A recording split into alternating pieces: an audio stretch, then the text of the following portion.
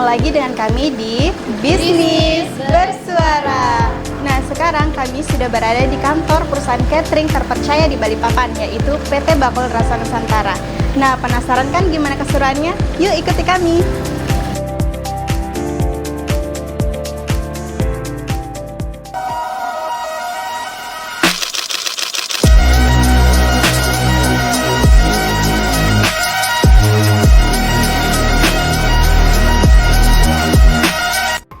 Nah, Sobat Sukses, kali ini kita akan ngobrol bersama salah satu perusahaan catering terpercaya di Balikpapan yang sudah berpengalaman melayani berbagai proyek besar seperti di pertambangan dan juga ibu kota Nusantara, yaitu PT Bakul Rasa Nusantara. Kali ini kita sudah bersama dengan narasumber kami, yaitu Bapak Ade Masudoro. Selamat pagi, Bapak. Pagi ya, selamat pagi semuanya. Bagaimana kabarnya, Pak? Baik.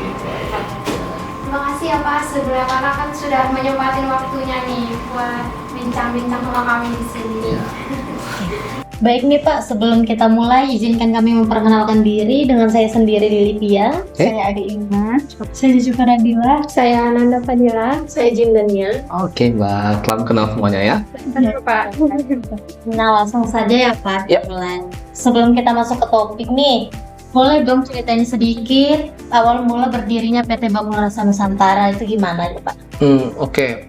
Untuk awal mula berdirinya PT Bakul Rasa Nusantara itu sesuai dengan visi dan misi dari direktur utama kami. Dia tuh ingin lebih bergabung dalam usaha ini. Istilahnya untuk menyediakan jasa di bidang catering dan housekeeping. Nah, jadi istilahnya ketika dia ingin punya keinginan itu gitu loh Mbak, saya pengen coba untuk berkompetisi nih di bidang ini, dan akhirnya dia memutuskan ciptalah PT Bakul Rasa Nusantara ini. Seperti itu istilahnya, dia pengen berkompetisi lah di bidang ini. Nah kita juga penasaran nih Pak, kenapa sih harus menggunakan nama Bakul Rasa Nusantara? Apa ada arti khusus di balik nama itu? Jadi kalau untuk PT Bakul Rasa Nusantara itu sendiri, namanya itu ya kan bakul nasi itu loh Mbak ya. Nah, jadi arti dari nama itu sendiri itu artinya kita tuh lebih pengen menyajikan sajian untuk semua klien kita yang terbaik, tapi masih bernuansa Nusantara. Nah, jadi istilahnya bakul nasi nih, ya kan? Jadi mereka tuh ya bisa lah lebih merasakan otentiknya dari hidangan Nusantara itu sendiri. Seperti itu kurang lebihnya, betul. Keren ya namanya. Memang agak unik ya namanya ya. Sofinya. Iya betul, ada filosofi. Logonya gitu ya Mas. Betul. Kayak kan orang kalau mikir nama bakul itu kan kepikirannya kayak, makanan nih, lebih makanan. Apa menunya? Menu Nusantara. Nah, seperti itu. Biar lebih gampang nangkapnya juga ya kan? Iya. Oke. Jadi tadi kan kita udah ngobrol nih soal awal mula berdirinya PT Bakul Nusantara dan apa sih makna dibalik dari nama PT Bakul ini. Sekarang kami penasaran nih Pak tentang inovasinya. Di dunia kuliner kan apalagi catering ini tuh harus kreatif nih Pak. Betul. Nah, gimana sih proses risetnya di perusahaan ini? Risetnya itu ya kita gimana ya Mbak ya ngomongnya, kita tuh harus selalu update lah dengan apa yang sedang booming. Iya, seperti apa yang booming, apa yang trennya apa nih sekarang itu lagi bagusnya apa, lagi trennya apa. Nah, disitulah kita mulai searching, kita mulai ngobrol bareng, sharing ilmu lah. Kira-kira gini bagus gak ya? Kira-kira gini bagus gak ya? Coba deh kita buat ini, coba deh kita buat itu, dan kita lihat gimana responnya klien. Nah, jadi seperti itu kurang lebihnya. Jadi intinya kita ngikutin perkembangan zaman Mbak untuk itu. Tuh. Terus Pak, perusahaan ini tuh sering uji coba rasa gitu nggak? Uji coba produk ya, istilahnya bikin sesuatu yang baru dan sebagainya ya. Iya sih, untuk itu kita ngasih kebebasan untuk para chef kita untuk berkembang istilahnya. Kalau kalian punya sesuatu yang pengen kalian coba, silahkan kita mau lihat, dan kalian harus kasih reviewnya, bagaimana klien ngerasakan review dari hasil kalian itu, uji coba kalian itu kira-kira kalau klien senang, oke, bagus berarti dong ya kan. Kalau klien misalkan ada komplain ya itu bisa jadi bahan kita untuk perbaikan. Nah seperti itu. Jadi klien kita selalu continue sih Mbak, kalau mau research kayak gitu selalu continue. Jadi nggak ada kayak jadwal tertentu gitu Pak? Ya tidak ada. Istilahnya kalau kadang-kadang ide itu datang dengan sendirinya Mbak ya, kayak tiba-tiba Lewat aja. aku pengen coba ini nih. Dia pas langsung Pak saya mau coba begini, bagaimana? Ya kalau kita bilang oke, nggak masalah, no problem, coba aja. Jadi kita kita jadwalkan gini atau kita ada paksaan, itu tidak ada. Jadi istilah pure dari chef itu sendiri. Kalau mereka mau coba tinggal ngomong ke kita oke kan, kita tidak ada masalah hal itu, seperti itu. Asal masih dalam lingkup Nusantara tadi itu. Betul, selama masih istilahnya dalam lingkup menu-menu Nusantara dan itu pastinya halal. Ya kan? Ya betul. Itu yang paling penting. Ada halal. Betul. Kalau kayak mungkin produknya dari menu-menu sendiri itu ada nggak Pak? Kayak menu unggulan. Kalau menu unggulan kita nggak pernah menu unggulan ya. Sepertinya kita itu general aja Mbak ya. Cuma yang kita pastiin itu di kualitasnya. Kita harus istilahnya semua itu memang harus tersaji dengan baik. Istilahnya tidak ada kekurangan, tidak ada yang kayak overcook ataupun belum masak dan sebagainya. Kita lebih mementingkan di kualitas di segala jenis makanan, yang istilahnya menu kita ini oke, kita kasih yang terbaik, menu kita ini kita kasih yang terbaik, tidak ada yang kita beda-bedakan, general aja. Betul. Tadi kita sudah bicara tentang riset, tentang produk. Mungkin sekarang kita bisa ini Pak. Saya ini penasaran ya mengenai strategi perusahaannya ini. Bagaimana caranya biar kita ini bisa tahu, dari orang sendiri bisa tahu kalau misalnya strategi perusahaan yang sudah direncanakan, yang sudah disepakati itu berjalan dengan lancar, yang bisa jadi efektif gitu di lapangannya. Jadi istilahnya apakah yang kita beri ke klien ini efektif atau tidak ya? Betul. Itu sih biasanya kita selalu open ya untuk masalah kritik dan saran. Kita sertakan juga dengan form kepuasan klien, yang dimana form itu selalu kita sertakan di tiap jamnya mereka makan. Kita kan biasanya makan tuh di dining hall ya, kayak kantin dan sebagainya. Itu selalu kita sediakan. Silahkan kalau mau memang ada kritik, ada saran, bisa diikuti di situ, bisa diisi. Nanti kita review, selalu kita review, dan kita kalau memang ada kritik, kita usahakan itu untuk kita perbaiki dan sebagainya. Dan disitulah biasa kita tahu bahwa itu efektif tidaknya di situ dari klien itu tersebut. Kalau misalnya gue nanggepin gini Pak, namanya sebuah usaha itu pasti ada namanya tantangan, entah itu komplainan atau mungkin dari kompetitor gitu tantangannya. Kalau misalnya dari PT 20 Rasa Nusantara ini, untuk tantangan tersendirinya apa gitu Pak? Tantangan mungkin cara-cara ngatasinnya atau mungkin cara memperbaiki si pasar itu tadi menjadi lebih baik itu bagaimana? Tantangan sendiri ya, biasanya kita tuh lebih ke mungkin komplainan dari klien ya. Kita kan nggak bisa ya, misalkan 100 orang kita layanin, nggak mungkin semuanya tuh puas, pasti ada yang komplain. Nah tapi komplainan itu kita tampung, tetap kita diskusikan, supaya istilahnya kenapa ini kok kenapa, apa yang harus kita lakukan selanjutnya, bagaimana kita supaya hal-hal seperti ini kita minimkan.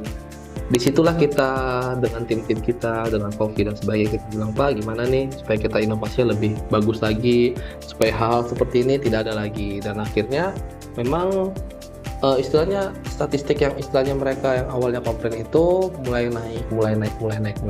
Istilahnya berarti kalau tidak ada komplainan, yang awalnya ada komplain tidak ada komplain, berarti kan kita sukses. Kita berhasil nih menurutin ekspektasinya mereka. Nah seperti itu sih Mbak. Betul. Kalau kayak misalnya nih Pak, untuk acara-acara besar entah itu seperti akikah, pernikahan atau mungkin acara-acara lainnya, itu kan banyak ya Pak ya, maksudnya ini yang merasakan makanan tersebut itu kan banyak. Itu bagaimana cara mengetahui kalau misalnya makanan ini ada komplainan enggak kayak gitu?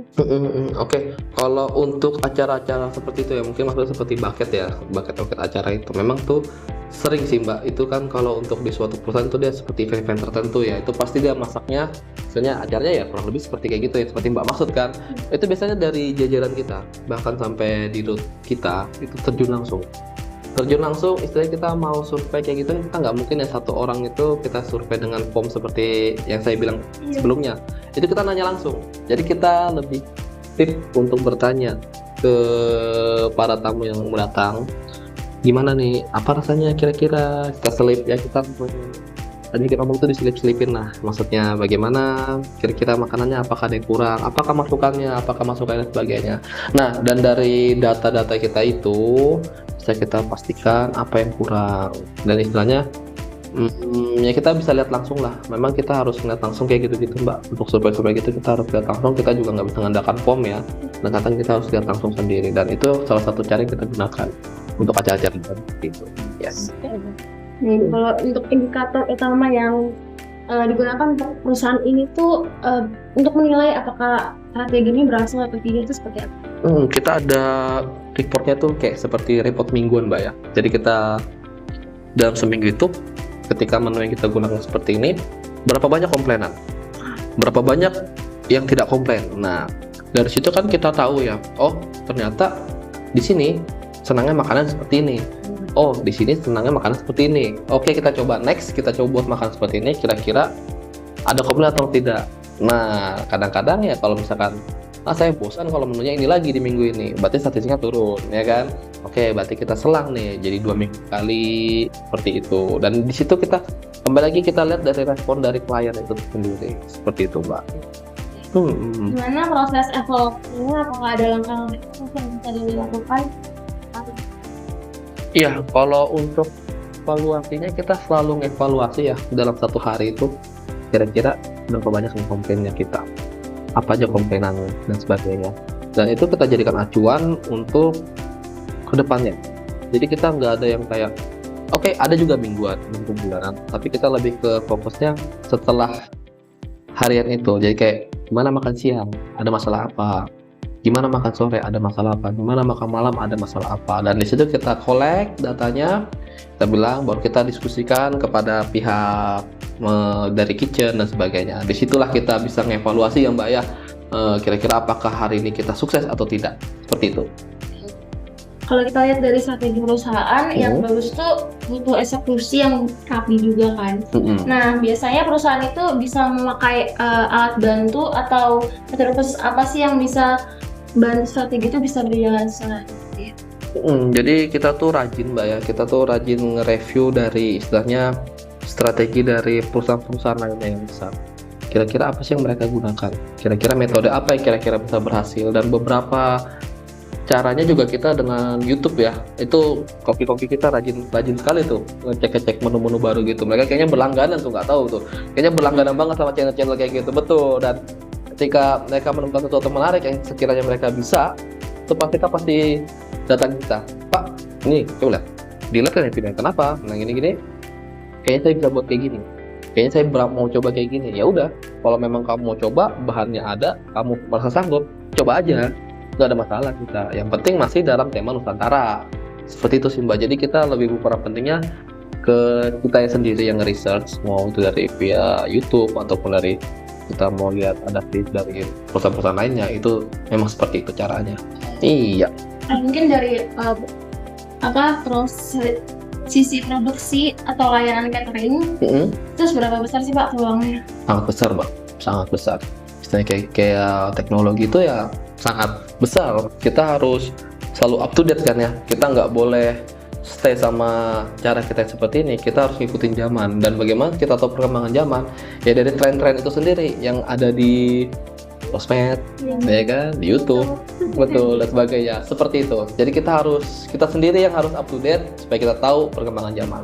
Jadi teknologi sangat kita butuhkan. Ya. sekarang kita ngomongin klien-klien kita nih Pak, seperti sektor tambang, proyek nasional, atau terus supplier.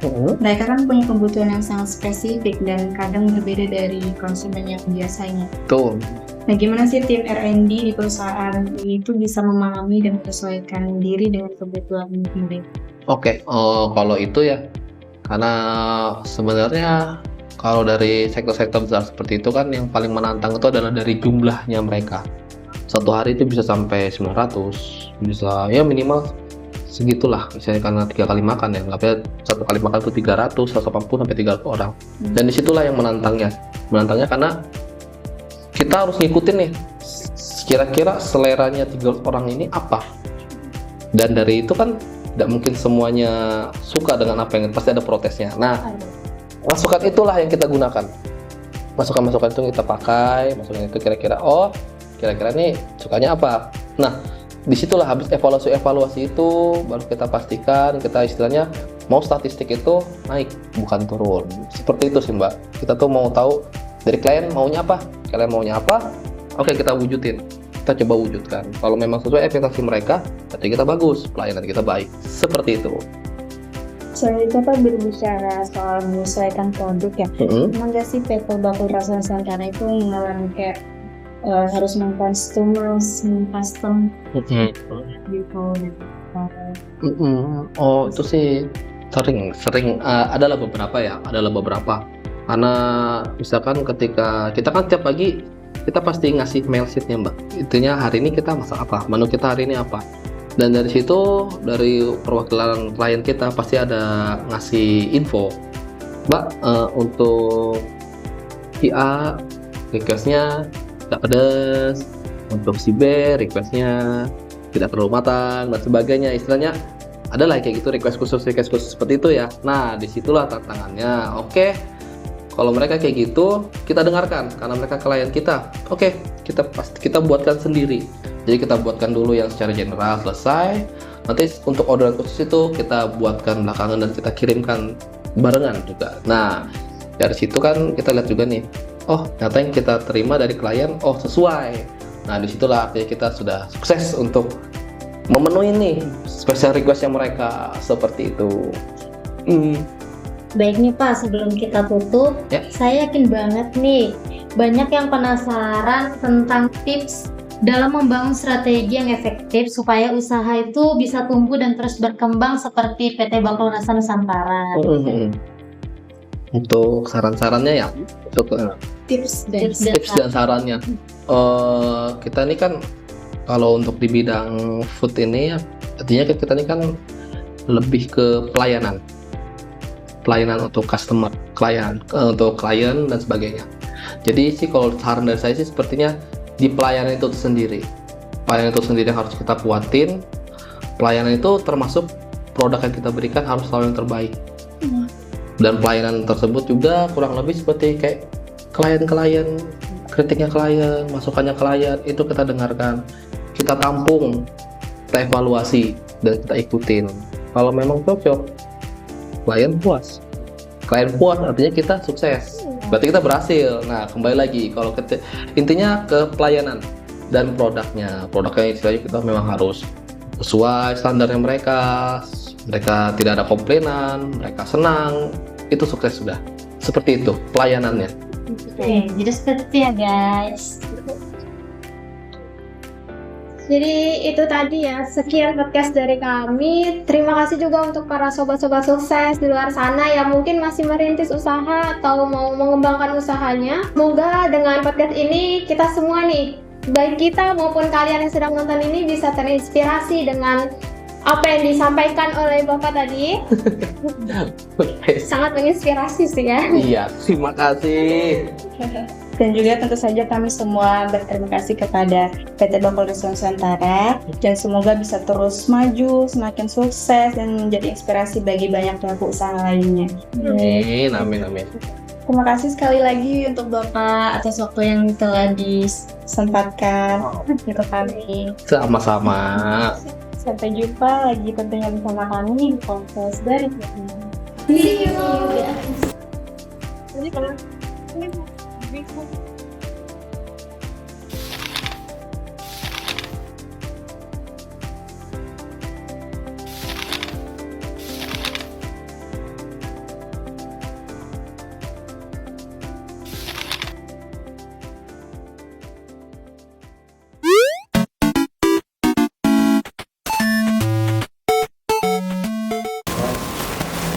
sobat sukses. Oke sobat sukses. Saya Adi. Cut dulu.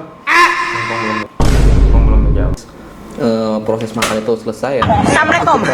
Mama. Kita ya mau yang lebih lagi. Istilahnya kita tidak sampai Catering contohnya kayak pernikahan dan namanya sebuah bisnis itu kan pasti Mohon bersabar, ini ada ujian. bagaimana cara mengatasi cara perusahaan mengatasi. tapi kita itu selalu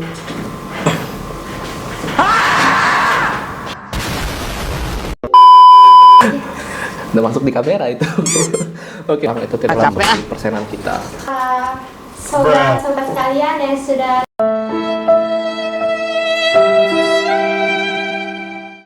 kedepannya lebih